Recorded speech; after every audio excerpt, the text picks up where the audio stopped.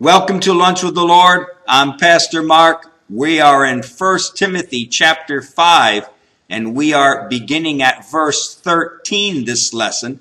But before we begin, our theme verse for Lunch with the Lord, Jeremiah 15:16.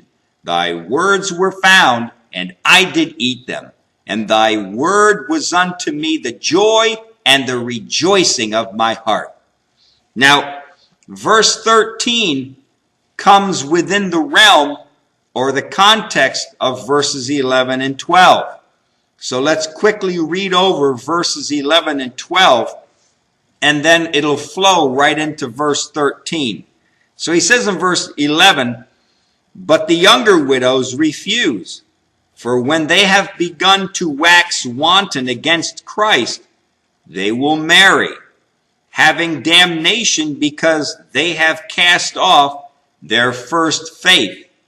Now, verse 13 says, and continuing the same thought from verses 11 and 12, talking about these younger widows who decide at first they want to serve the church the rest of their life, and then they turn aside and go back, and now they want to get married again. Again, as we said last lesson, it doesn't mean they turn away from the church. It doesn't mean they stop going to church. It doesn't mean they lost their salvation. It just means that they don't want to be wholly given to the church.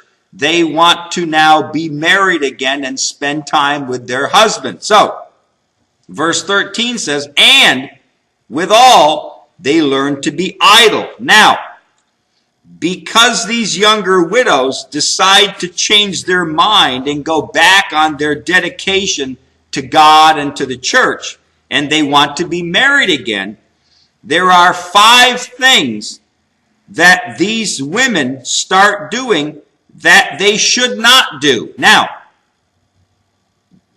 is it these 5 things? It doesn't mean that these 5 things are what every widow would do.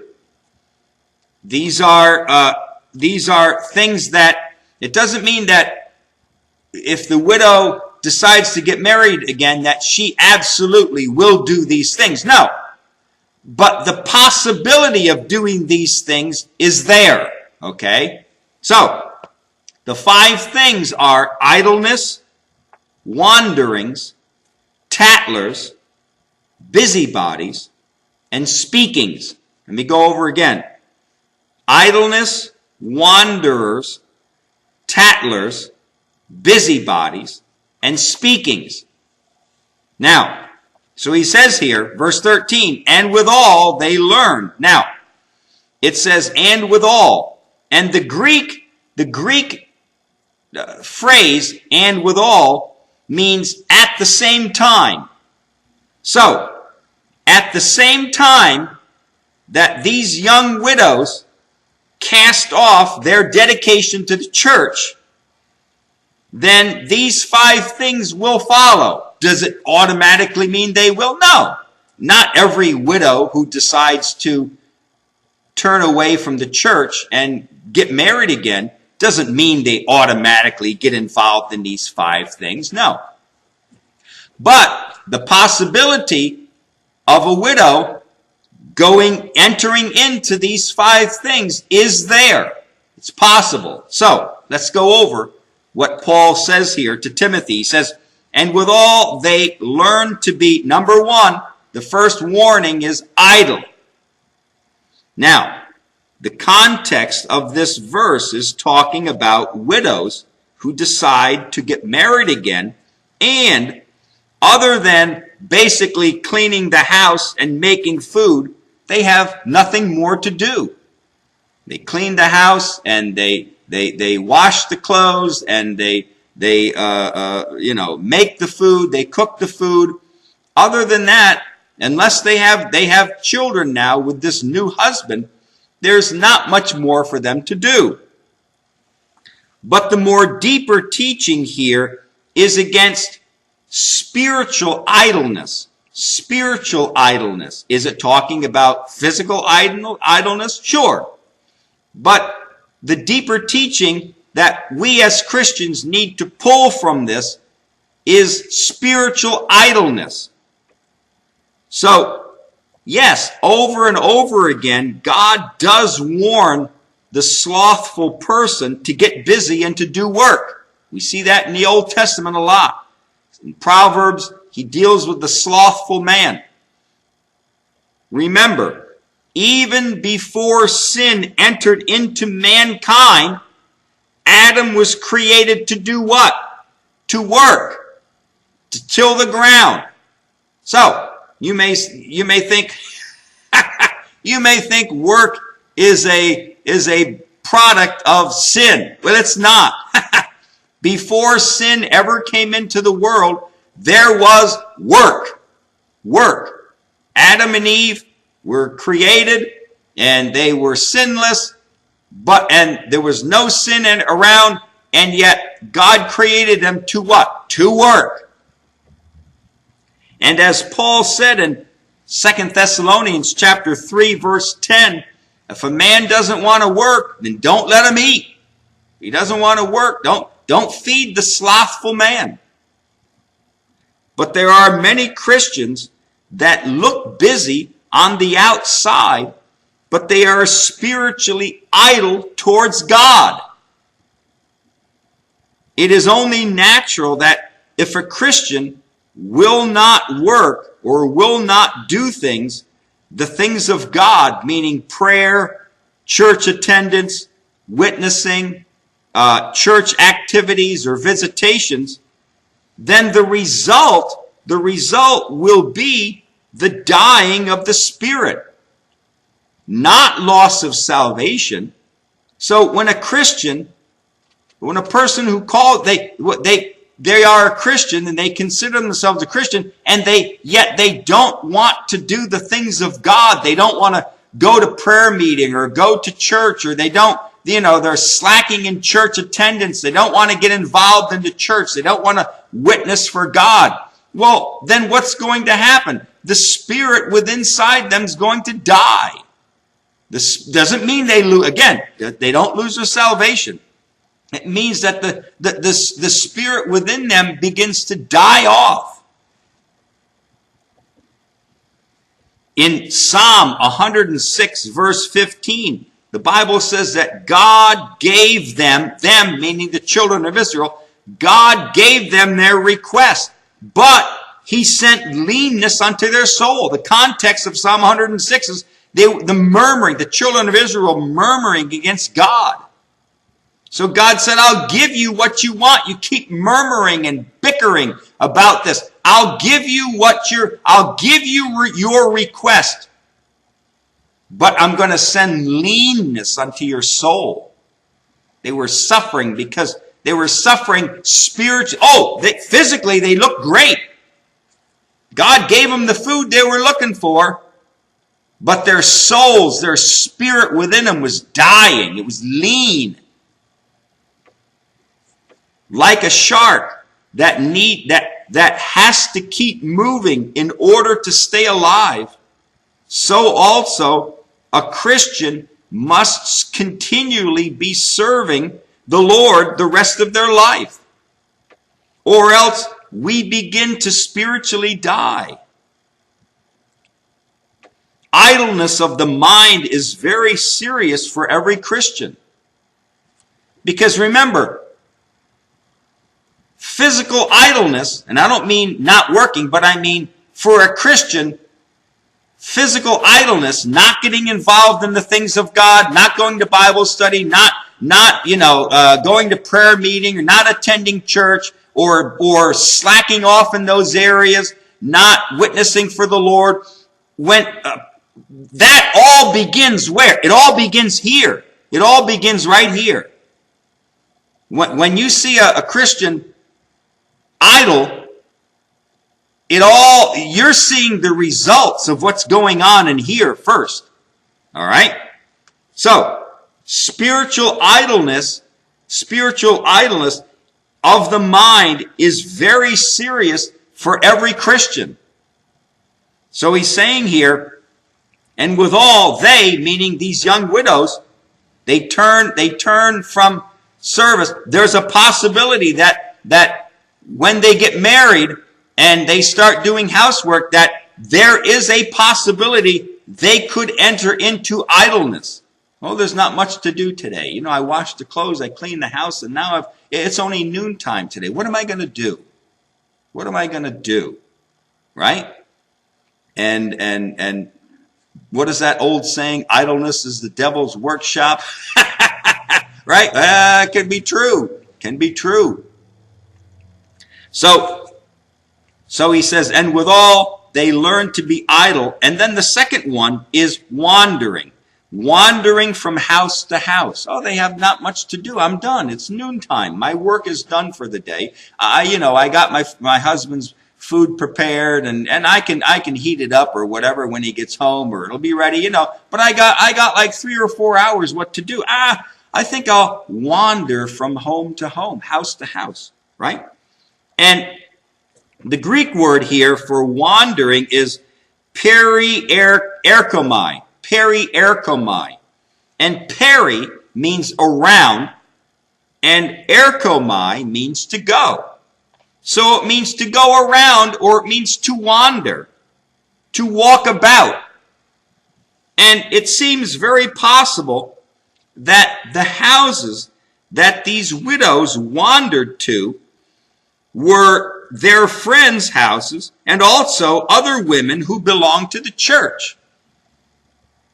It doesn't seem logical that these widows these women now would just start wandering to any old house, like their neighbors who they don't know. No, they would begin to wander to people they knew, other women who were in the church, or other women that they knew, friends from wherever. They would start wandering to these houses.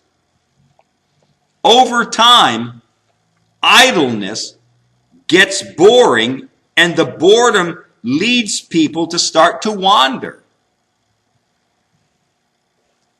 It's not the visiting of people and the talking about what's happening in their lives that is bad, but it's what you do with the information that can be bad. It's just going and visiting someone is not a bad thing to do on a Friday night or a Saturday. You want to go and visit someone and talk and stuff. That's not bad. But it's what you do with that information after that can be bad. So again, over time, idleness, when a person is idle, they get bored. I have nothing to do at home. What am I going to do? Oh, the idleness then can lead to wandering. Idleness can lead to wandering. And then the third one is tattlers. So withal they learn to be idle, and they wander from house to house. If you notice, these things go in progression. First there's idleness, then there's wandering, and then after the wandering they begin to be tattlers. Tattlers. And the Greek word is fluoros, and it means to boil up, or to blow up bubbles, to talk nonsense. It means to talk idle words, or to babble.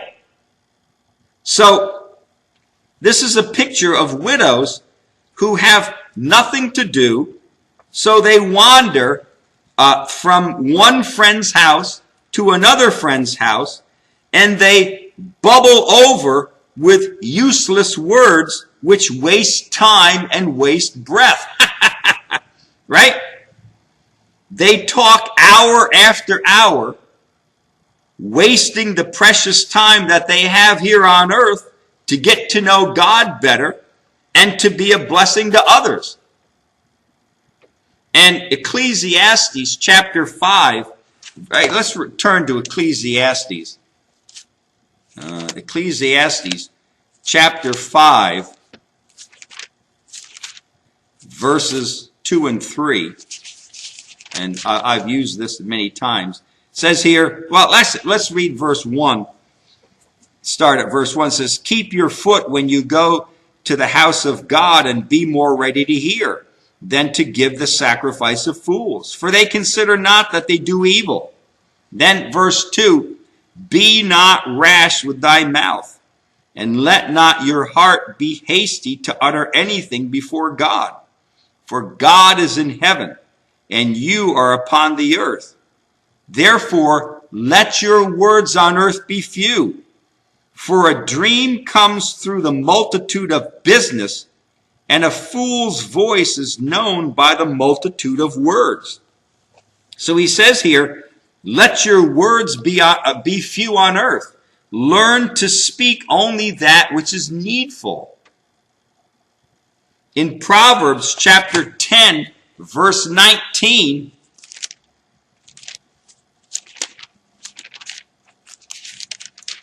Proverbs 10, verse 19 says, in the multitude of words there wanteth not sin, but he that refrains his lips is wise.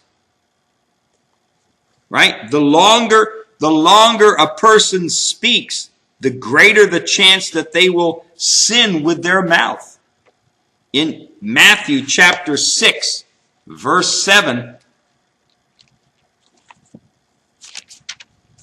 Matthew 6, verse 7 says, when you pray, use not vain repetitions as the heathen do, for they think that they shall be heard for their much speaking. And when praying, use choice words. Listen, God is not impressed by your eloquence. He who reads the thoughts of the heart does not need many words. God knows your thoughts. You don't need to babble on with prayer. You use choice words when praying.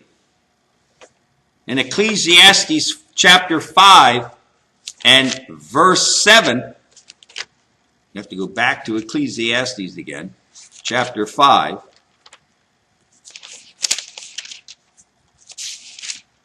And verse 7,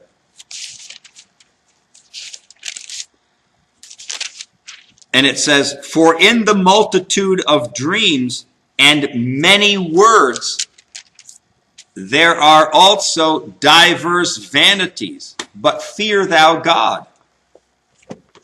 How many times have we talked for hours about things that eventually lead to emptiness? The most important thing for us is for us to fear is God.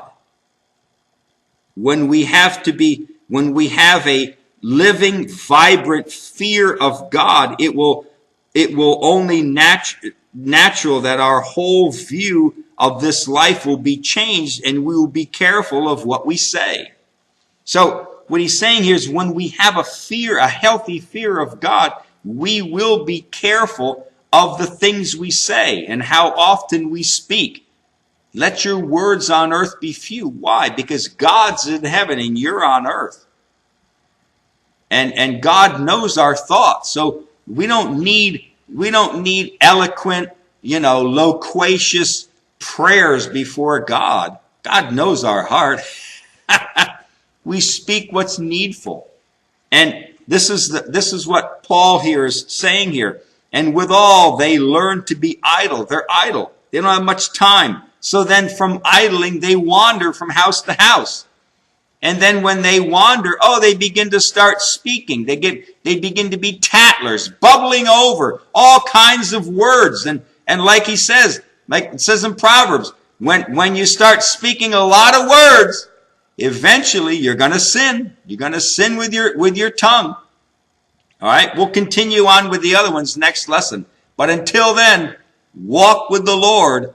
I know he walks with you.